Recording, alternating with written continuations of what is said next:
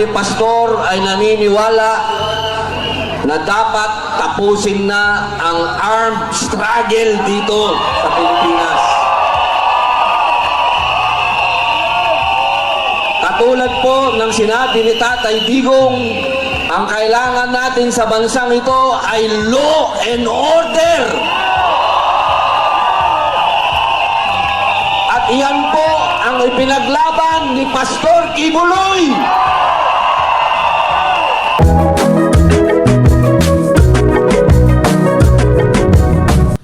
Ngayon, sino po ba ang pangalawang pangulo na lumaban sa komunista? Sino po, sir? Ay di si Pangulong Rodrigo Roa Duterte.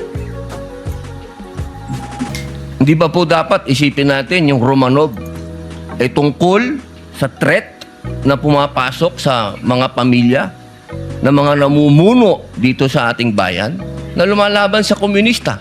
Komunista po ako Aktres na si Angel Locsin naglabas ng hinanakit laban kay Senator Judge Robin Padilla.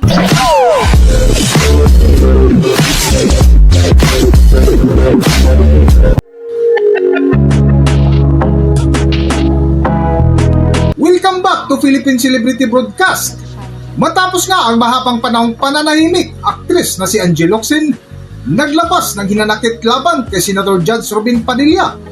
Kung matatandaan, isa si Senador Robin Padilla sa pumabor ng pakikibaka ni Pastor Apollo Kibuloy laban sa mga komunista ng ating bansa na suportado ng butihing Senador Judge Robin Padilla. Ang pakikipaglaban ni Pastor Apollo Kibuloy na ang katuwang dito ay ang dating Pangulong Duterte.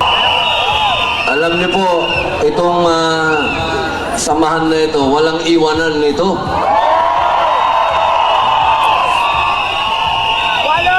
Ako po, katulad po ng sinabi ni Tatay Digong, ang kaibigan, kaibigan yun. Lalo na kapag kakampi mo pa. Hindi ko po makakalimutan ang ibinigay sa aking suporta, unang-una, ni Pastor Kibuloy.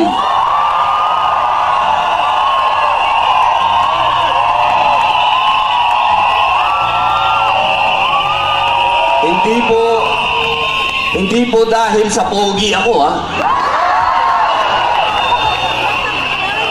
Kami pong dalawa ni Pastor ay naniniwala na dapat tapusin na ang armed struggle dito sa Pilipinas.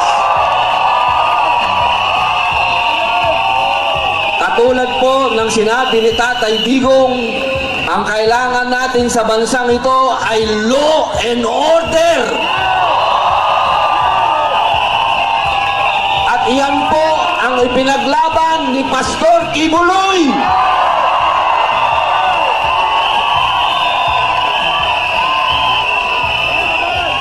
At ngayon, sa kanyang pinaglaban, siya po ay dumadaan sa isang pakikibaka na hindi natin siya iiwan.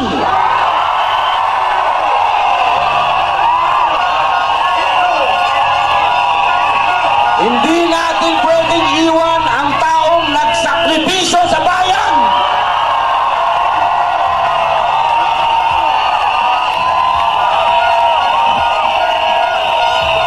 Kaya po, mga mahal kong kababayan, hinihingi ko po na sana huwag natin iwan si Pastor. Maraming salamat po. Mabuhay.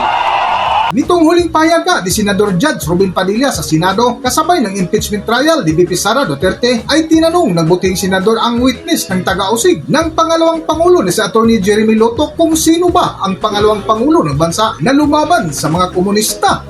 Ngayon, sino po ba ang pangalawang pangulo na lumaban sa komunista? Sino po, sir? Ay di si Pangulong Rodrigo Roa Duterte.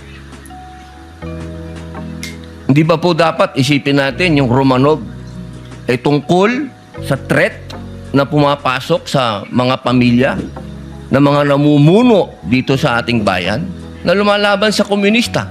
Komunista po ako, Gusto ko lamang pong alamin ninyo. Opo. Meron pa po akong tanong. Pangatlo. Opo. Kanina po na ang ganda nung talakayan nyo tungkol sa Romanov. Yes, sir. Opo. Alam niyo po ba yung istorya ng Romanov? At ang gaganda po ng mga sagutan ninyo, alam niyo po ba yung historical background ng Romanov? Ang alam ko lang po dyan, Your Honor, yun yung nangyari sa, I think, SAR, kung hindi ako nagkakamali sa Russia. Sa Russia. Opo. Opo. Sino po ba yung nakalaban ng SAR?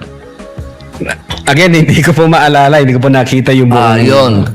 Kasi napakahalaga po malaman ng taong bayan kung sino po ang tinatawag natin na Romanov at sino yung nakalaban nila. Kasi po, katabi ko ang isa sa Marcos family. Yes, sir. Alam naman po natin lahat, batid natin lahat, na si Apo Lakay, Ferdinand Marcos Sr., ang number 1 na lumaban sa komunista dito sa Pilipinas. Batid naman din po natin na ang nag-execute sa Tsar kay Nikolai at sa kanyang mga anak, sa kanyang pamilya, ay ang komunista. Alam mo po ba niyo yun? Yes, sir. Opo. Ngayon, sino po ba ang pangalawang pangulo na lumaban sa komunista? Sino po, sir? Ay di si Pangulong Rodrigo Roa Duterte. Hindi ba po dapat isipin natin yung Romanov ay tungkol sa threat na pumapasok sa mga pamilya na mga namumuno dito sa ating bayan na lumalaban sa komunista. Komunista po ako Gusto ko lamang pong alamin ninyo. Yes, sir.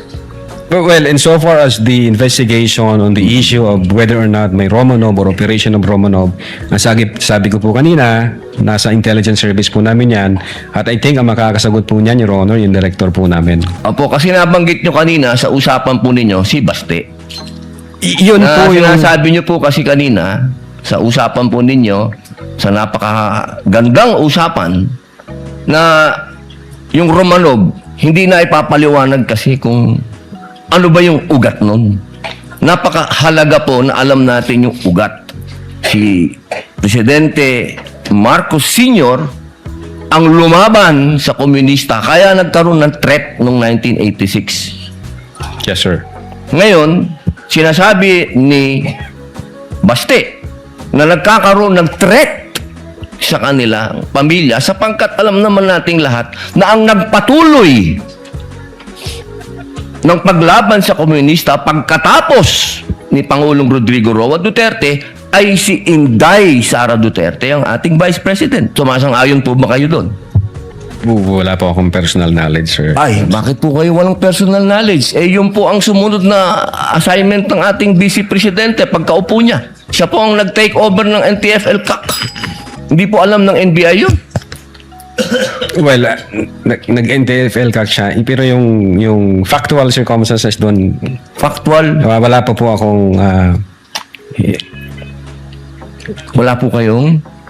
Pero alam niyo po, sagutin na lang po ninyo na siya ang nag-take over ng NTF-ELCAC. Yes, Your Honor.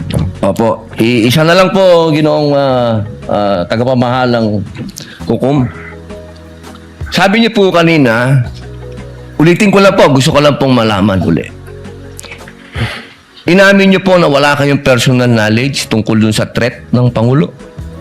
Ng pangalaw. Sabi niyo po kanina, wala kayong personal knowledge na kumuha na ng assassin o papatay sa Pangulo, ang pangalawang Pangulo. Narinig ko po kanina. During that time? Yes or no lang po. During that time, ongoing ho ang validation namin, So, sir. ibig niyo pong sabihin ngayon, meron na kayong personal knowledge na meron na kayong... Hindi po, ongoing po ang validation. At sabi ko nga po, ang makakasagot po niyan, yung intelligence service namin at ang director po namin, sir. So, hanggang ngayon po, wala pa kayong personal knowledge. In so far as the cybercrime division is concerned back then, ongoing Ngayon po, ho yung yes or no po? validation. Ngayon po, sir, mahal naming saksi. Ngayon po. Kung ako tatanungin, wala pa po akong idea, pero baka meron ang intelligence service o ang director po Attorney namin. Lato, kindly answer the question directly. It's answerable by yes or no. And I think Yes, sir. you know the answer. Opo. Well, ako personally, wala pa po, sir. Okay. Yun lang po. Maraming salamat po, Thank mahal you. na saksi. Thank you, sir. Thank you, Senator. Ilang oras nga matapos magpahayag si Ruben Padilla sa Senado, ay agad naglabas ng pahayag ang aktris na si Angie Locsin na kung saan kinundi na ang buting senador na sabungad nga ng pahayag ni Angie Locsin Noong mga panahon magkasama tayo, madalas mong ikwento yung panahon na namundok ka at nag-armas para ipaglaban ang bayan. Ngunit ang hindi matanggap ng aktris na si Angie Locsin ay ang ipinaglalaban ni Pastor Apollo Kibuloy na isa nga sa tanong ni Angie Locsin kay Senator Robin Padilla. Kung naniniwala ka ba talaga na siya ang appointed son of God? Hindi pa nga dito nagtapos si Angie Locsin na sa dugtong ng kanyang pahayag laban kay Senador Judge Robin Padilla. Isa ka sa pinakamakabalang taong nakilala, ikaw si Andres Bonifacio. Kaya nakakalungkot pag nakakabasa ako ng stand mo pagdating sa China. Hindi ito ang Robin Padilla na nakilala at hinangaan ko. Nasa dulo nga ng pahayag ng aktris na si Angie Locsin ay sinabi nito na Tama na kuya, gising na. Hindi pa huli ang lahat. hanggang dito na lang muna ang ating video at kung nagustuhan nyo, huwag kalimutan mag-subscribe at pindutin nyo na rin ang notification bell para ma-notify kayo sa ating susunod na video. Maraming salamat!